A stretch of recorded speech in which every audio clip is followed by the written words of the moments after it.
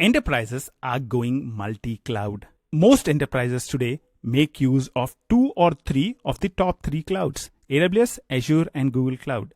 So it is not sufficient to just know one cloud anymore. You need to understand and learn multiple clouds.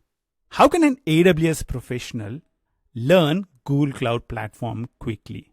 That's the question we focus on in this course. I am Ranga Karnam. I am the founder of In 28 Minutes and creator of some of the world's most popular courses on cloud and DevOps. I've helped more than 600,000 learners around the world acquire new technology skills. Rest assured, you are in good hands.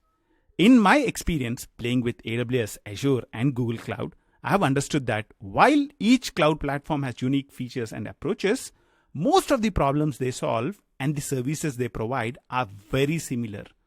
All the cloud platforms provide compute, storage, database, networking, and a lot of other services. Once you know one of the cloud platforms, it is very easy to learn the other cloud platforms. And in this course, you will learn Google Cloud by building on your AWS knowledge. So if you have zero knowledge about AWS, then this is not the course for you. This is a course for you only if you have good knowledge of AWS. And instead of learning GCP the same way you learned AWS, this course offers you an alternative. You will learn GCP comparing GCP services with AWS services. You will learn GCP using your AWS knowledge as the stepping stone. This would enable you to quickly learn GCP, and by the end of the course, you would see that learning GCP is very, very easy when you already know AWS. I'm a great believer that the best way to learn is by doing. And we designed this course to be really hands-on. You'll play with a number of Google Cloud services and you'll be exposed to the modern architecture trends, serverless, microservices, containers, container orchestration, including Kubernetes. By the end of this course, you will understand all the important Google Cloud services. Are you ready to start your cloud journey with Google Cloud? Are you looking to build on your cloud knowledge and go multi-cloud with Google Cloud? What are you waiting for? Join me on this exciting journey right now. I'll see you in the course. Welcome to this course, Google Cloud Platform for AWS Experts. I'm Ranga Karnam and I would be your instructor for this course. In this step, let's get a 10,000 feet overview of the course. GCP and AWS have 200 plus services each. There are a wide variety of services in each of the cloud platforms.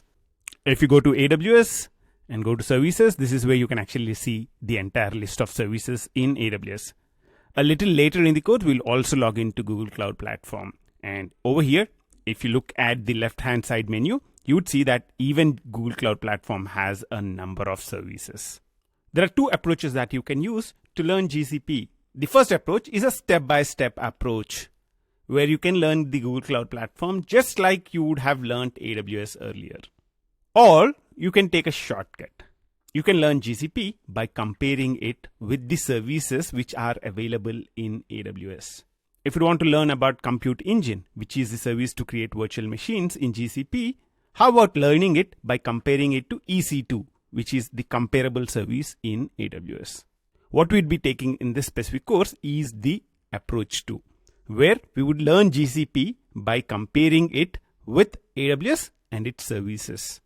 This course is specifically meant for somebody who's really good at AWS, who understands most of the AWS services. If you have zero knowledge about AWS or the cloud, I would recommend you to take the other GCP courses that we have created for beginners to the cloud. This specific course is meant for somebody who's really good at AWS and wants to quickly learn GCP using his AWS knowledge. Our goal with this course is to give you a quick start for GCP. We would want you to be able to quickly learn GCP and use it for your real-world projects. Now, why should you learn GCP? GCP is one of the top 3 cloud service providers. The other 2 are AWS and Azure. It provides a number of services, as we discussed earlier, 200 plus services under a variety of categories like compute, storage, databases, networking. GCP has proved itself to be reliable, secure, and highly performant. One of the most important things that you need to remember about GCP is that this is the same infrastructure that powers 8 services with over 1 billion users. Some of the important Google services like Gmail, Google Search, YouTube, these services have more than 1 billion users and they use the same infrastructure that Google offers to us through Google Cloud. The other thing that I love about Google Cloud is that it's the cleanest cloud. It is net carbon neutral. All the electricity that is used to run the cloud is matched 100% with renewable energy. Now, there are a lot more things that we'd want to talk about GCP, and that's what we would be getting started with in the next steps. In the next step, let's get started with setting up your GCP account. I'm sure you're all excited to get started with GCP, and I'll see you in the next step. Welcome back. Are you excited to get started with playing with the Google Cloud platform? The exciting thing is Google Cloud provides you with a free trial account. It provides you with $300 free credit so that you can play with the Google Cloud platform. What I would recommend you to do is to log in into your Google account and then go to cloud.google.com. And once you are here, you can go and click Get Started for free. On the next page, you can choose your country. You can read, and if you are okay, agree to the terms of services. As you can see in here, Google Cloud Platform provides you with $300 credit for free. And an amazing thing is that there would be no auto charge after the free trial ends. That's cool. Now you can go ahead and click continue on the screen. And in the next screen, you need to enter a lot of information about yourself. Typically, you choose the account type as individual, and you can also provide the tax information if you are interested to. You'll also be asked for your address details, and you can choose how you'd want to pay for the services. On the next screen, you can enter your payment method. You need to enter your card details. Depending on the country you are in, Google Cloud has different verification approaches. So Google Cloud would verify your card, and in some countries, they might even do a small transaction to your credit card. Once you have verified your card, you can go ahead and click Start My Free Trial. If everything goes fine, then you should see a screen like this. You are now all set to continue playing with the Google Cloud platform. One of the important things I'll remind you is to ensure that you make the best use of the free trial. Make sure that you learn as much as possible using the free trial account. I'm really excited to get you started with Google Cloud Platform, and I'll see you in the next step. Welcome back. During the last few days, I have been thinking a lot about how you can introduce a specific cloud to somebody who's already familiar with another cloud. You have already good knowledge of AWS. How do we introduce the important services in GCP to you? Should we deep dive into one of the services, or should we give you 1,000 feet overview first? And the approach we decided to take is to take the most important 20 services and introduce them to you in a question answer kind of a format.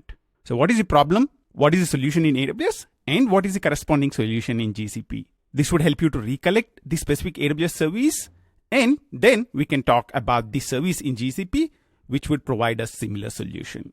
Once we look at the most important services, we would deep dive into some of the important ones. In this step, let's look at the compute and the networking solutions. The first service is the most basic service. Inside our data centers, we have a number of virtual machines. How do you create virtual machines in the cloud? How do you create virtual machines in AWS?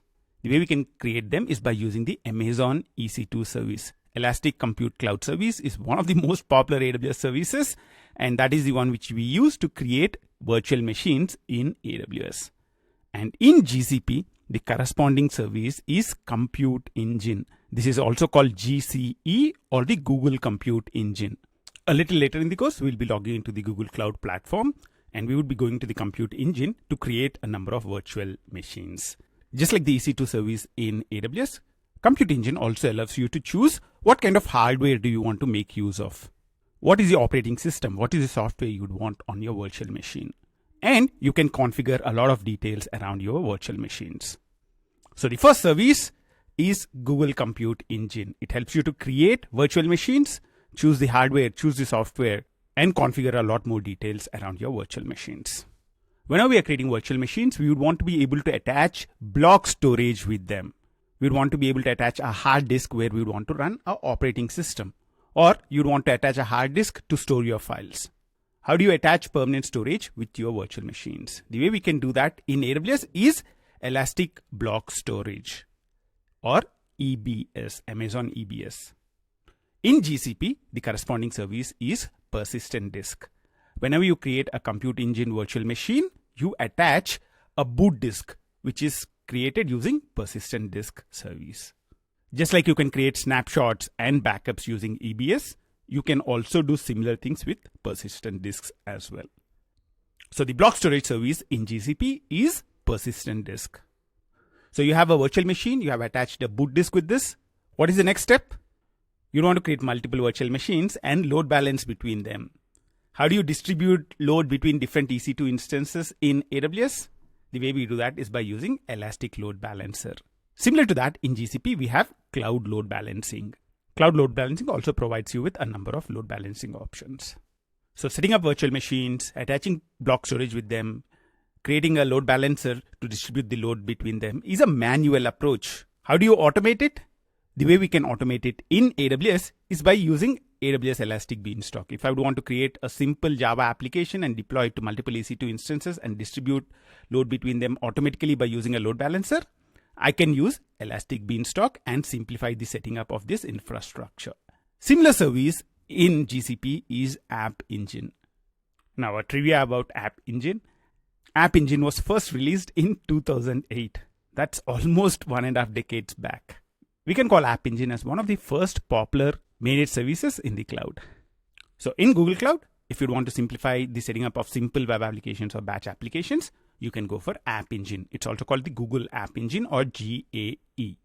Now, let's say you have complex microservices and you would want container orchestration. What are the popular container orchestration solutions? The most popular open source solution is Kubernetes. And both AWS and GCP have services based on Kubernetes. In AWS, the Kubernetes based service is EKS, Elastic Kubernetes Service. And in Google Cloud, the corresponding service is Google Kubernetes Engine or GKE. In AWS, there is another solution for container orchestration, which is called Amazon ECS, Elastic Container Service. This is a custom container orchestration solution which is provided by AWS, and there is no corresponding service for this in GCP. So if you want to do container orchestration in GCP, the only option that you have is the Google Kubernetes Engine, that's GKE. Now, the other approach to build applications is serverless. How do you build serverless applications? Using functions. The way we do that in AWS is by using AWS Lambda. And in GCP, the corresponding option is called Cloud Functions. Just like AWS Lambda, Cloud Functions also auto-scale and are fully managed. You just worry about code and you don't really need to worry about scaling or availability for these cloud functions. Until now, we looked at some of the most important compute options. Now let's switch towards networking. How do you build private networks in AWS? The way we do that is by using Amazon VPC. You can create your VPCs or the virtual private clouds and the subnets within the VPC. Do you want to guess what it is called in GCP? In GCP, it is called Cloud VPC. So it's the same thing, virtual private cloud, and inside that you can create subnets. So the way you build private networks in AWS and GCP is the same. You would make use of VPCs. However, when we get to the networking section of the course, you would realize that there are very significant differences between Amazon VPC and Cloud VPC. So you build your private networks in GCP using Cloud VPC. You deploy your applications using the compute services which are provided by GCP. Now you'd want to connect your cloud network to your on-premise network. How do you do that in AWS? The way we do that in AWS is either by going for AWS VPN, which is a shared connection, or you can go for AWS Direct Connect, which is a dedicated connection from AWS to your on-premise network. Now, what is the corresponding solution in GCP? The corresponding solution in GCP is Cloud VPN for shared and Cloud Interconnect for dedicated. So if you'd want a connectivity to on-premises over internet, you can go with Cloud VPN. If you want a dedicated private connection, you can go with Cloud Interconnect.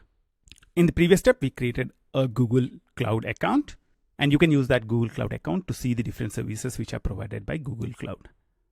You can type in cloud.google.com, log in with your account, and after that, you can click Console. Once you click Console, you'll be taken to the dashboard of the Google Cloud Platform. Whenever we create resources in Google Cloud Platform, we will be creating them in different projects. The default project is my first project, and this is already created for us. Now, how do you explore the different services that you want to explore? You can use this navigation menu. You can click the pencil bar over here, and you can see the different category of services which are offered by Google Cloud Platform. There are different services for compute, storage, databases, networking, operations, tools, big data, and artificial intelligence. You can see the different compute services which we have talked about until now in here. App Engine is very, very similar to Elastic Beanstalk. If you want to create simple web applications, you can use App Engine. Compute Engine is very similar to EC2, Elastic Compute Cloud. You can create virtual machines, you can attach hard disk with them, and you can manage the lifecycle of those instances. Kubernetes Engine is the Google Kubernetes Engine. This is very similar to EKS. Cloud Functions over here is very similar to AWS Lambda. You can create your cloud functions in here, and you can expose APIs around them, and you can get thousands of invocations without worrying about infrastructure. The other interesting compute service that you would notice in here is called Cloud Run. If you have a containerized application and you don't really want to put a lot of effort to run it, you don't want to create a cluster or anything like that, in those kind of situations, you can go for Cloud Run. The last service you see in here is VMware Engine. If you want to migrate a virtual machine from your on-premise to cloud, you can use the VMware Engine. Other than compute services, you can also see storage services, database solutions, networking, operations, and a lot of other services. We'll talk about this in the subsequent steps. I'll see you in the next step. Welcome back. In this step, let's look at the storage solutions. What are the different types of storage? The first type of storage is object storage. And what is the object storage solution in AWS? The most popular object storage solution in AWS is Amazon S3, simple storage service. You can create buckets, you can upload objects to these buckets, and you can manage the life cycle of these objects. You have number of storage classes that S3 provides, and based on your use case, you can use this specific storage class for your specific object. A very similar service in GCP is cloud storage. In cloud storage, if you want to store objects, you need to create buckets. And inside buckets, you can store objects with unique keys. I know it sounds very much like Amazon S3. Cloud storage is very, very, very similar to Amazon S3. Now, the other solution, which is the block storage solution, is what we would use to create, let's say, a database, or you want to attach a hard disk with your virtual machine. In those kind of situations, we go for the block storage. We already talked about this in the last step. The popular block storage solution in AWS is Amazon EBS, Elastic Block Store. And in GCP, the corresponding service is persistent disk. If you want to run your own custom database in GCP, you'd create your database and store the data on persistent disks. If you want to attach some hard disk with your virtual machines, you'd create a persistent disk and attach with your virtual machine. The other type of storage is file storage. Typically, a block storage device is attached with one virtual machine at a time. But there are situations where you'd want file shares. You'd want multiple virtual machines to be attached to one file share, and you'd want to be able to read and write data from those virtual machines to the file share. In those kind of situations, we go for a file storage solution. And in AWS, the file storage solution is Amazon EFS, Elastic File Store. And the corresponding solution in GCP is File Store. You can see the different storage solutions out here. File Store is the file share service. If you want to create a file share and you'd want to share it between multiple VMs, you can create a file store instance. Storage is what is cloud storage. You can create your buckets and store objects into the buckets. So under storage, we saw that there is storage, which is cloud storage.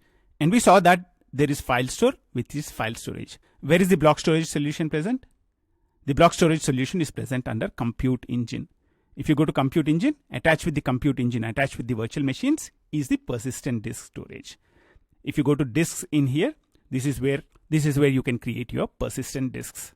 In this step, we looked at the three different storage solutions: object storage, block storage, and file storage. The preferred object storage solution in GCP is cloud storage.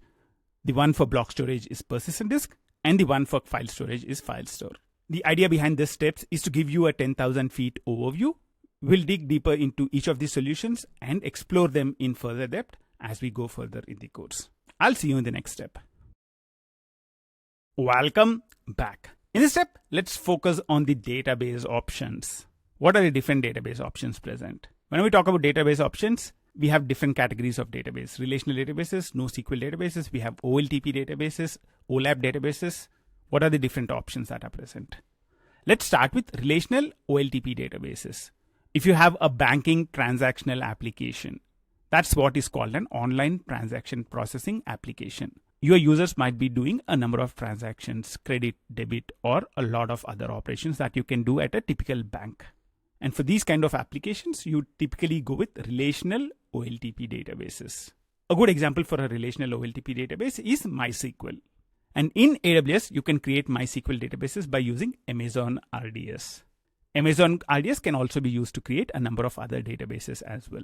Amazon RDS is a managed service, so you don't really need to worry about availability or backups or replication or any of such kind of things.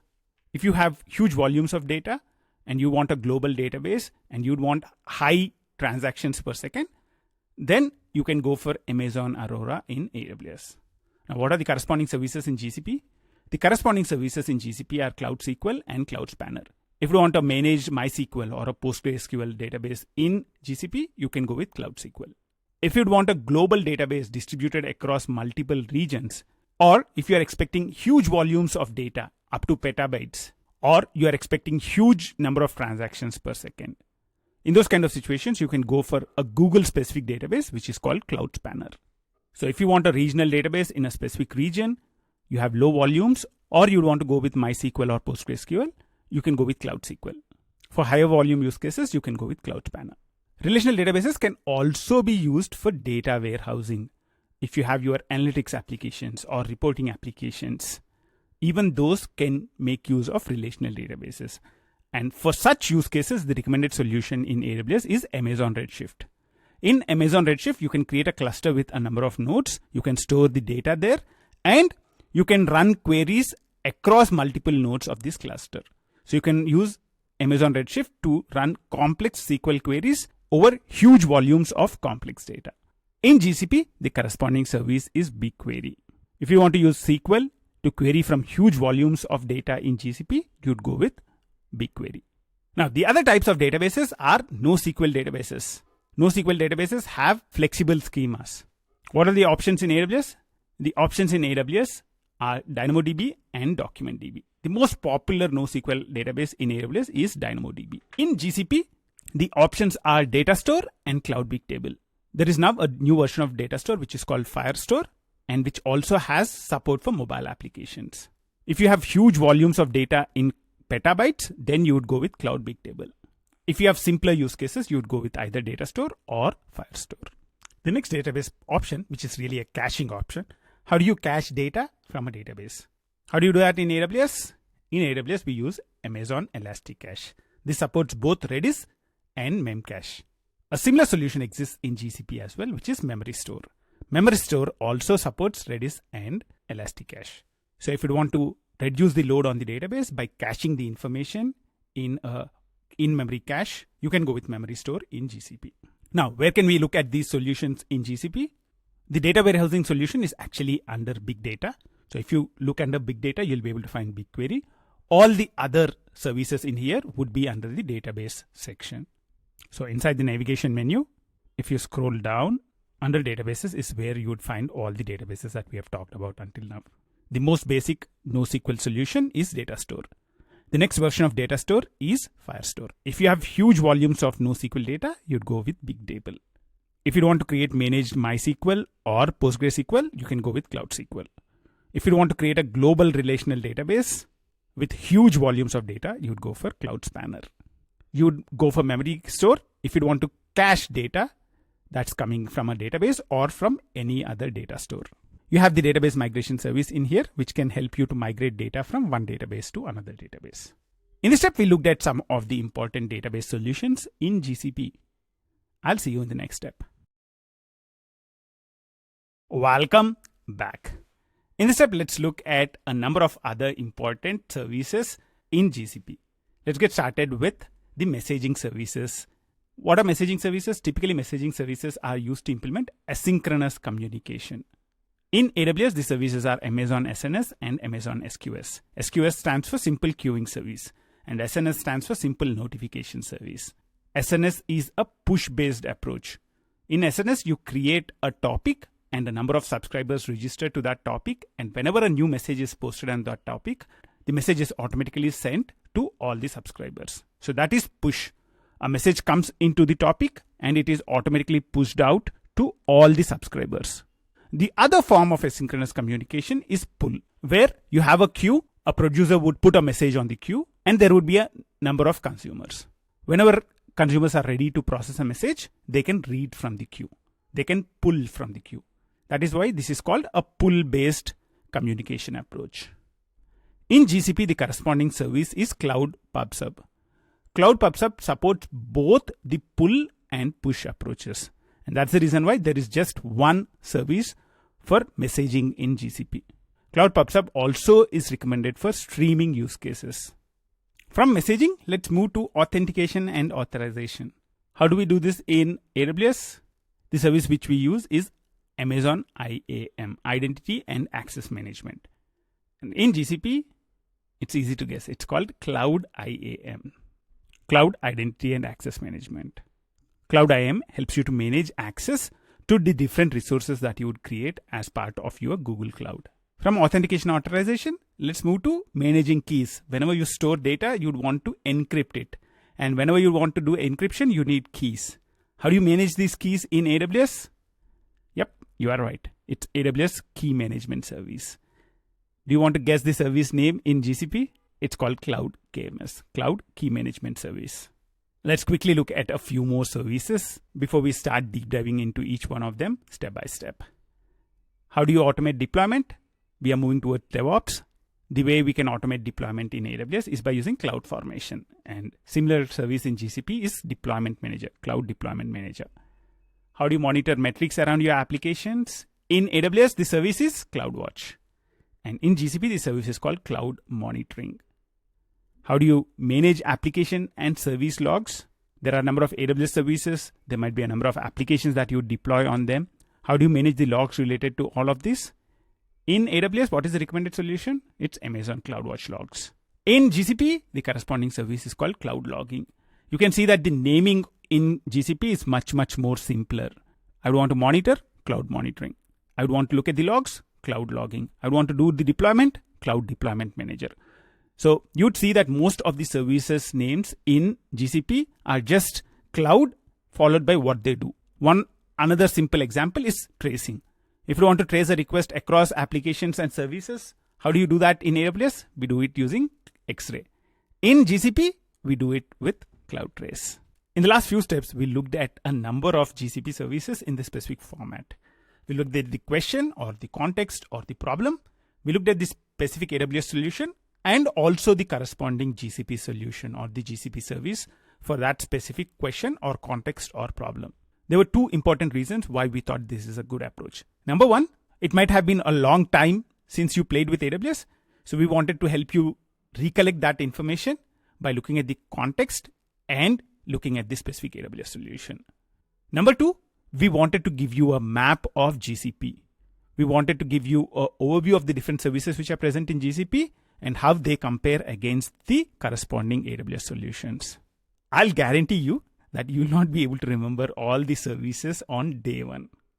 When I started learning GCP a few years back, it took me about a week before I was able to remember all the services. However, I would recommend you to make an effort. Try and write down the specific problem statement and try and write down the specific GCP service, which would help you to solve that problem. So revise the last few slides often. Try and recollect the GCP service and you would see within a few days, you'd be able to remember most of the GCP services. The world is going multi-cloud and understanding multiple clouds is very important. And that's where we thought it would be really nice to have a course where you can build on top of your AWS knowledge and learn GCP quickly. I'm sure you're having a lot of fun and I'll see you in the next step. Welcome back. In this step, let's talk about regions and zones. In AWS, these are called regions and availability zones. US East 1 is a region in AWS. And inside US East 1, we know that there are 6 availability zones. US East 1A to 1F. Similarly, EU West 2 is a region in AWS and it has 3 availability zones. So there are 20 plus regions around the world which are provided by AWS. The advantages of having different regions are high availability, low latency, and adherence to government regulations. By deploying applications across different geographical regions, you get high availability. Even if one of the regions is not available, you can serve the application from another region. Your users get low latency. You can serve from the region which is nearest to your user. And you can adhere to government regulations. If US government has a regulation saying all the data related to US citizens has to be stored in US, you can create your database in US region and store the data there. Typically, the best practice is to choose the right region based on your user's location, based on where your data is, and based on your regulatory and compliance needs. Inside each AWS region, there are 2 or more availability zones. Availability zones are isolated locations in a specific geographical region. What is the reason why we have availability zones? We have availability zones so that if I have a restriction due to which I have to create my applications in a single region, even then I have high availability. Each availability zone is in an isolated location. Therefore, I can get high availability within a single region. Very similar concepts exist in GCP as well. In GCP, these are called regions and zones. You can see a few examples here. US West 1 is a region. This is in North America. This has 3 zones: US West 1A, B, and C. Similarly, Asia South 1 is a region which is nearer to me. It's in Mumbai, India, and it has 3 zones: Asia South 1A, B, C. The concept of regions in AWS is very similar to regions in GCP. The regions might be in different locations, but the concept is exactly the same. The concept of availability zone in AWS is the same as the concept of zone in GCP. In GCP, each region has 3 or more zones. In addition to region and zones, there are a couple of other geographical groups in GCP. The first one is multi-region location. So these represent 2 or more regions. For example, United States, Europe, and Asia are multi-region locations in GCP. The other option is dual regions. You have a pair of regions. For example, NAM4 represents Iowa and South Carolina. EUR4 represents Netherlands and Finland. So GCP gives you additional options on top of regions and availability zones. So you can store data in multi-region locations or dual region locations. Now, if I go into the Google Cloud Platform web application, this is called the console or the web console as well. As we talked about earlier, all resources are created in a project. In a project, you can have resources belonging to multiple regions. Let's say I would want to create a cloud storage bucket. We talked about the fact that cloud storage is an object storage solution in Google Cloud. So if you type in cloud storage, you can go to storage. Cloud storage is very, very similar to Amazon S3. And in S3, we create buckets. So if you create a bucket in here and give it some dummy name, which is unique. So I'll just type something. You can give some dummy name. It's not really important as long as it's unique. You can do a continue. And this is where you can choose the location type. You can see that I can store the data related to this specific bucket in a single region or in a dual region across 2 regions, or I can store the data in multi-region location. When I choose multi-region location, which is the default, you get the options US, EU, and Asia. You can also choose dual region. When you choose dual region, your data is stored across 2 different regions. Or you can go with region and you can store the data in a specific region. In this step, we got a quick introduction to regions and zones and also multi-region locations and dual regions in GCP. I'm sure you're having an interesting time and I'll see you in the next step. Welcome back. Starting this section, let's deep dive into the different services which are offered by Google Cloud. In this section, let's deep dive into the compute services. Let's start with the Google Compute Engine, which is the most basic compute service which is provided by Google Cloud. In AWS, we use the EC2 service or the Amazon EC2 service to provision virtual instances or EC2 instances. In GCP, the corresponding service is GCE or the Google Compute Engine. So you can use this service to provision and manage virtual instances. You can create different kinds of instances. You can attach hard disks with them. You can manage the life cycle of them. You can take backups and do a variety of things with your virtual instances. And these virtual instances in GCP are called virtual machines. In AWS, we call them EC2 instances. Instead of EC2 instances, in Google Cloud, these are called virtual machines. Let's now take a 10,000 feet overview of the important concepts related to virtual machines. How do you create virtual machines? In AWS, we use Amazon EC2. In GCP, we use Google Compute Engine. How do you choose the operating system and the software? Whenever we are creating a virtual machine, one of the most important decisions that you need to make is what operating system I want on it, what software I would want to install. The way you can choose that on AWS is by choosing the AMI. the Amazon machine image. In GCP, it's called just the image. So if you want to choose a specific operating system in GCP, you would choose a corresponding image. So that's the first decision. What is the operating system and software? What is the second decision that you make when you create a virtual machine? The second important decision that you would make when you create a virtual machine is the hardware. What is the right family of hardware for your specific workload? Let's say I would want to run a web application. Then I would go for a generic family of machine where there is good balance between memory and CPU. Let's say I'm using a machine to store cache information. I need a lot of RAM. Then I can go for a high memory family. Let's say I would want to do a lot of processing. In those kind of situations, I would want to go for a high compute. So the choice that we would need to make whenever we would want to deploy a workload is what family of hardware do we want to choose?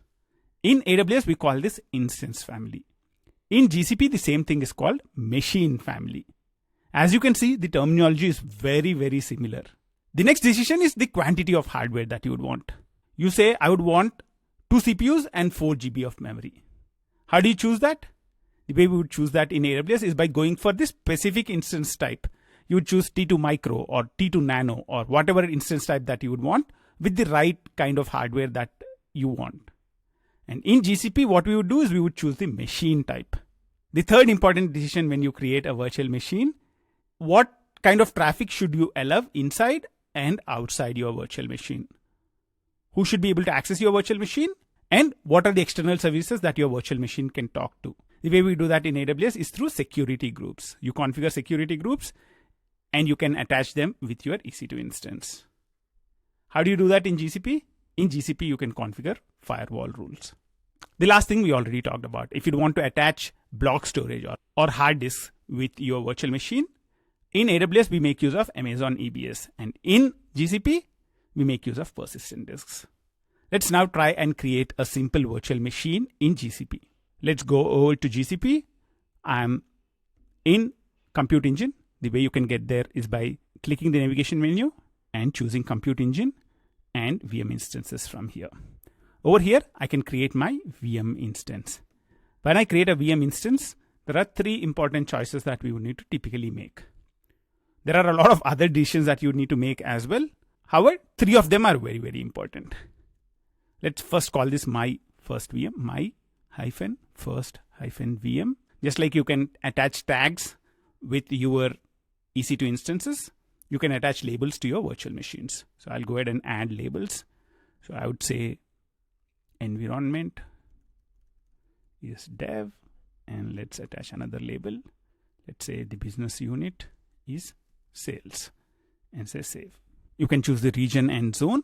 A specific virtual machine is deployed to a specific zone. So that's what we are choosing in here. And this is where we can choose the hardware. So there are different types of machine families: general purpose, compute optimized, memory optimized, GPU. So depending on the type of your workload, you can choose the right machine family. And after that, you can choose the right machine type. So the machine type is where you would get to choose the specific amount of CPUs and memory that you would want. So if you choose E2 medium, you get 2 vCPU and 4 GB memory. So over here, you can choose this. So we chose the hardware. The next important thing that we need to choose is the OS and the software. That we can choose by choosing the image. So this is where we can choose the boot disk. Boot disk is where your operating system would run from. And we are choosing the image for the boot disk. Let's go ahead and say change. If you go and select the operating system in here, you can choose the specific operating system you would run on your virtual machine. You can see that there are a lot of options: Debian, Red Hat Linux, Ubuntu, Windows. So there are different types of operating systems that you can make use of. And for each of the operating systems, there might be a number of versions which are present. So this is where we choose the image that we would want to use on our virtual machine. The default size of the boot disk which is created is 10 GB. If you want, you can increase it further. I'll take the defaults and I would say cancel in here. That's the second decision. What operating system and software do you want on your specific virtual machine? The third decision is what kind of traffic do you want to allow into your virtual machine. And the way you can configure that is by configuring a firewall. Over here, let's say on this specific virtual machine, I would want to allow HTTPS traffic. You can say check in here, and that would allow HTTPS traffic into your virtual machine. Now that we chose the three important options, let's go ahead and say create. This would create our first virtual machine. The creation of the virtual machine should take about a couple of minutes.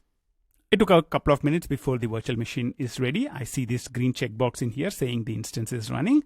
You can see that this is created in US Central 1A. And you can see that there is an internal IP which is assigned to it. This is a private IP. And there is also an external IP that is attached with the virtual machine. If you go and click the three dots in here, you'll be able to perform a number of actions with your virtual machine. You can stop it, you can pause it or suspend it, you can restart or reset it. You can also delete your virtual machine. You can also look at the logs and the monitoring information around your virtual machine.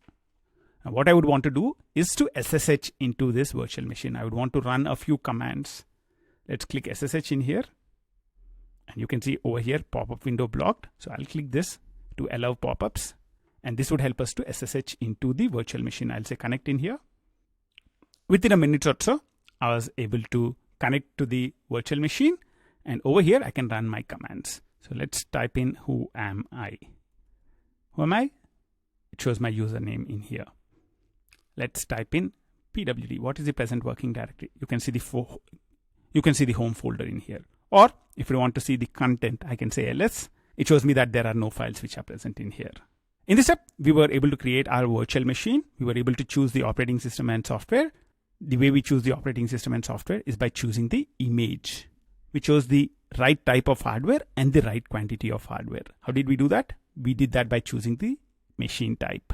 And you can restrict inbound and outbound traffic by configuring firewall rules. We configured allow HTTP traffic as a firewall rule.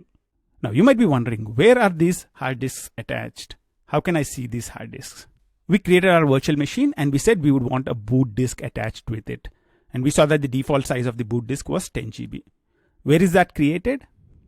The place where it would be created is in storage. So if you go to storage and go to disks, you'd see that a persistent disk is already provisioned for us. You can see the name of it. It's same as that of the VM. And you can see the size of this. And there are a number of actions that you can perform on your persistent disk. You can clone it or you can create a snapshot. This is very, very similar to creating snapshots for Elastic Block Stores. And you can also create an image from this. Let's say you want to install a specific kind of software on your VM. You can install it on your VM and you can come here and you can create an image, and your next VMs, you can actually create it from the new image that you have created. That would ensure that all the new VMs would have the software that you installed over here installed by default. We'll see a demo of that in the subsequent steps. In this step, we looked at some of the important concepts related to virtual machines in GCP. I'll see you in the next step. Welcome back. In last step, we launched up our virtual machine and we were able to execute a few commands on it. In this step, let's see how to set up a HTTP server on our Compute Engine virtual machine. I would want to install some software on this specific machine. So before I do anything, I need to actually become a root user. So I would say sudo space su. This is the command to actually become a root user. And once I do that, what I would want to do is to update all the packages which are present in here. apt is a package manager which is installed by default on Debian, and I can do apt update. I can do a apt update to pull in all the latest changes. So let's do a apt space update. Now once I updated the package index, what I would want to do is to install Apache. Apache is the HTTP server that we would want to run on the virtual machine. The way we can do that is by saying apt install Apache 2. So Apache 2 is the name of the package. So we want to install Apache 2 package using the package manager apt. Let's press enter. So you can see that it's providing us with a little bit of information about the Apache package. It is showing what would be installed, how much memory it would need, and it's asking us, do you want to continue? And I would say yes. You can see that it's downloading the package and it's installing it in here. So Apache 2 would be installed in a little while. It took about a minute to install Apache service, and at the end of it, the Apache service is now installed. Now I can go back to the virtual machine instance. One of the interesting things to know is if you see a panel come up like this, you can click the hide info panel. So show and hide. So when you select a specific virtual machine, you can click show info panel. It would show information about that specific virtual machine. And if you want to hide the info panel, you can actually hide it as well. That might be useful as you play with the console a lot more. We have launched up Apache server and we want to look at the page behind that. The way we can do that is by clicking the external IP. So you can go in here and click the link to the external IP. And you should see the home page of Apache 2 Debian come up. Over here, you'll see a lot of information about configuration of Apache, and you'd see that the default Debian document root is this specific folder. Now we would want to customize this page. So instead of this page, we would want our own page to come in here. How can we do that? That's where we would want to customize something present in this specific directory. So I'll copy this directory path from here. So /var/www/html. So I'll say ls/var/www/html. Make sure that you don't have a dot or anything in there, and you can press enter. And you can see that there is an index.html file which is present in here. And that's the index.html where we want to put our content in. Echo, and let's say hello world. And I would, and I would put a double quote to end this. So echo hello world. So this would print hello world in here. Now what I would want to do is to actually send this out to a file. So I can use a pipe character. So it's nothing but the greater than symbol. So you can pipe the output into this file. So /var www.html/index.html. So this is where we would want to write hello world into. And let's press enter. Now let's go in here and refresh the page. Cool. Now I see hello world in here. So that's cool. So we are able to create a simple Apache server serving a simple hello world page. Now let's try and make this a little bit more complex. Let's say I would want to actually have my host name in here. Instead of just saying hello world, I would want to actually add in a host name to say this is the host name where this response is coming from. How can I do that? Let's start with echo. Let's try and print that out.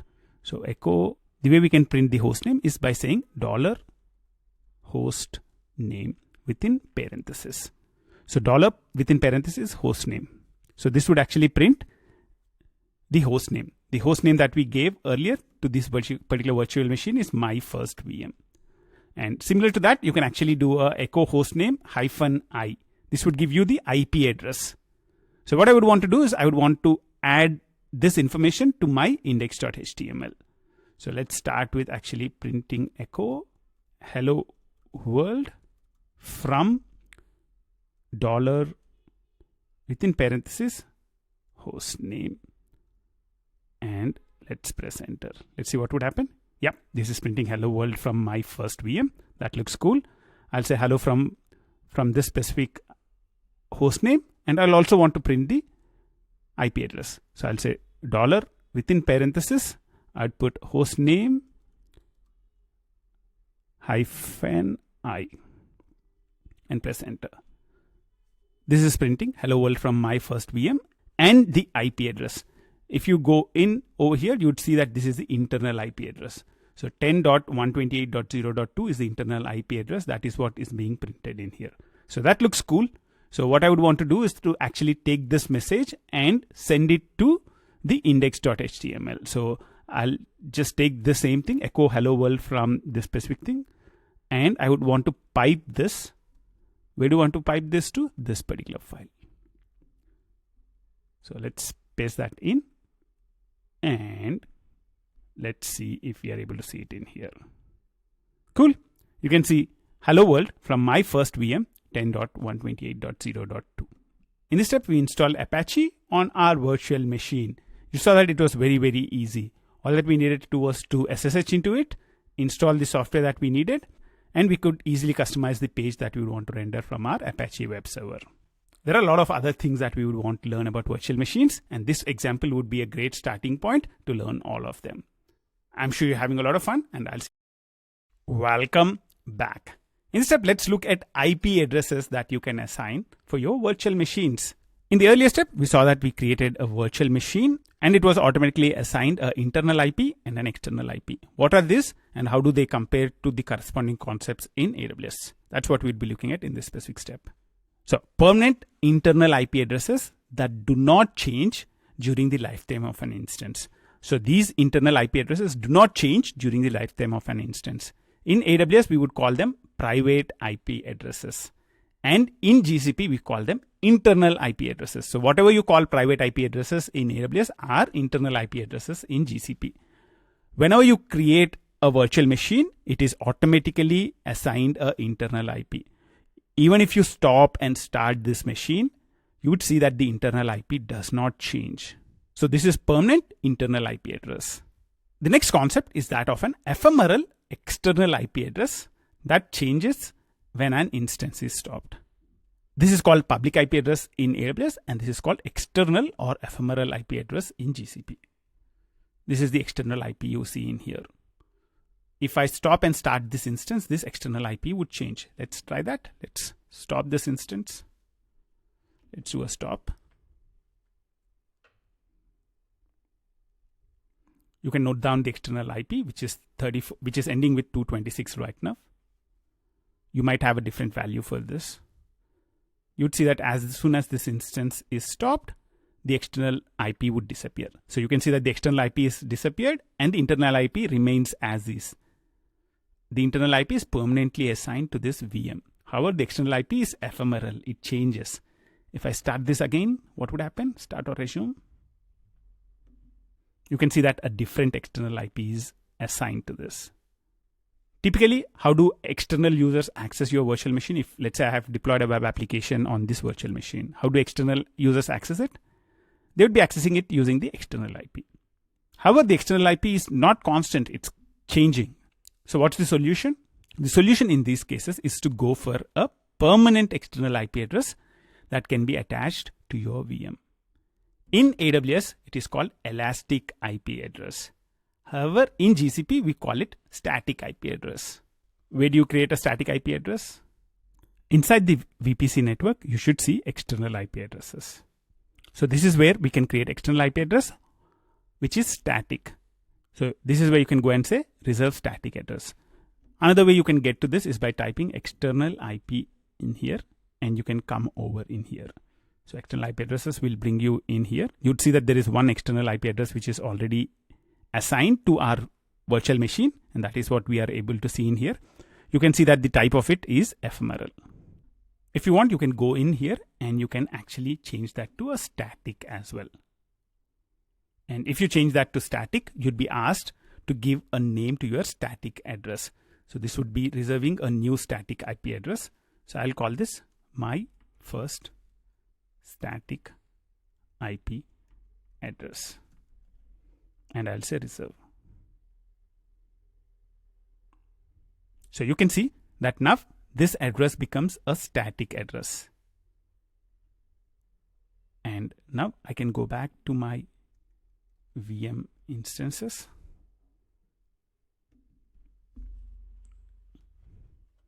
And you can see that this external IP is now, we change it to a static address.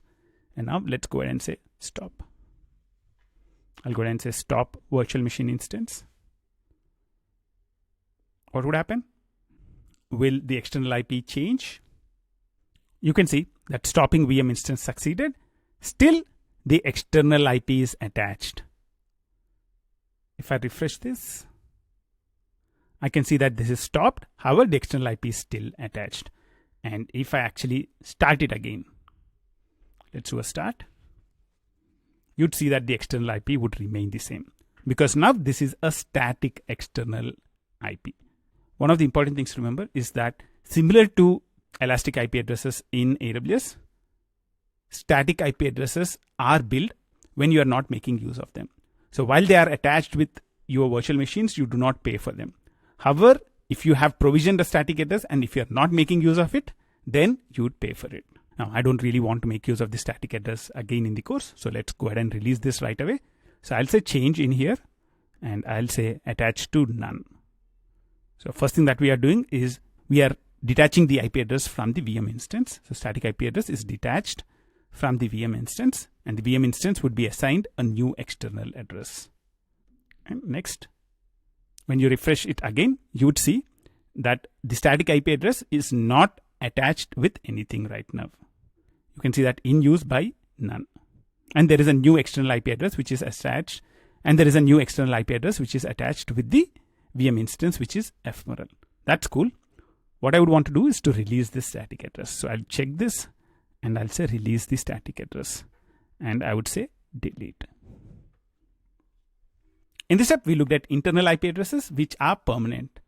We looked at external IP addresses which are ephemeral. And we saw how to make an external IP address static by creating a static IP address. I'm sure you're having an interesting time, and I'll see you in the next step.